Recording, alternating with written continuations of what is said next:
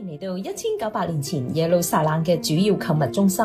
喺耶路撒冷老城嘅圍牆裏邊有4個區域，分別為猶太區、穆斯林區、基督教區同埋亞美尼亞區。今日我哋會參觀猶太區，一個成千上萬正統猶太教人士嘅住宅區。呢度大部分都係重建嘅。點解要重建呢？因為1967年以色列軍隊喺6日戰爭中闖入咗猶太區時，發現呢個區域喺1948年獨立戰爭期間被廢棄，大部分已經被約旦人摧毀咗啦。無論係故意破壞或者係戰爭所造成，呢個猶太區都必須要重建，讓19年前離開咗嘅猶太人才可以重返家園。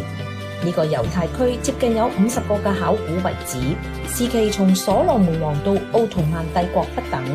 呢度最突出嘅係羅馬卡道，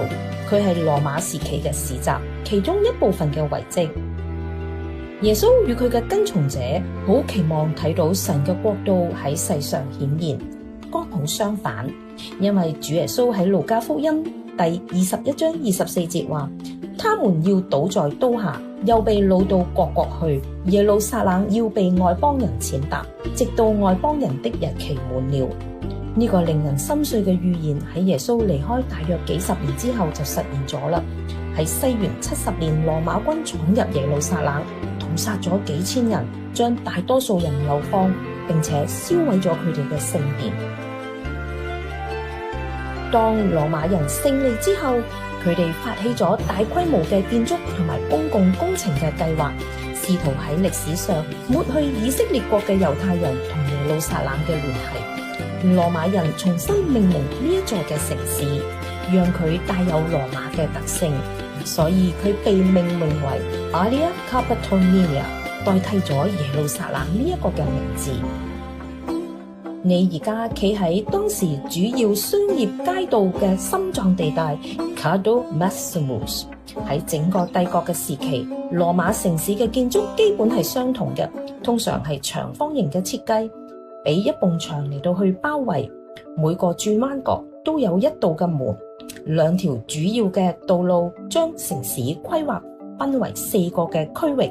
喺主要嘅廣場上互相交叉，並設有高大嘅支柱、雕像，有時仲有噴泉。由東向西嘅交道被命名為 Dico Manus， 意思係10隻手指。由南向北嘅街道並命為 Cardo， 可能與拉丁話 Cardio 有關，表示心。而 Cardinal 則係樞紐或者軸心。無論係邊一種嘅解釋，由於 Cardo 係該城市嘅主要商業區，各個詞類都合適嘅。佢就係好似日常生活中大城市嘅現代購物中心。Cardo 喺一條鋪咗石板嘅街道上邊，兩邊有相處廊，有地下污水處理系統，因此 Cardo 街道兩邊嘅商店都係有人篷嘅。佢哋主要售賣嘅係食物、日用品、服裝同埋藝術品。重建之後，耶路撒冷嘅猶太區中心地帶嘅 Cardo至今依然見證住真實嘅歷史，提醒我哋上帝嘅話語係信實嘅。曾經預言耶路撒冷被毀嘅先知耶利米書喺聖經耶利米書31章10節嗰度話：列國啊，要聽耶和華嘅話，傳揚在遠處嘅海島說，趕散以色列的必招聚他，又看守他，好像牧人看守羊群。今日上帝讓我哋企喺呢度，係提醒我哋對呢座城市嘅思考，佢嘅摧毀同埋上帝嘅應許。多謝你嘅收睇。如果你想睇呢個視頻嘅完整版，或者想了解更多嘅信息，你可以點擊以下嘅網址。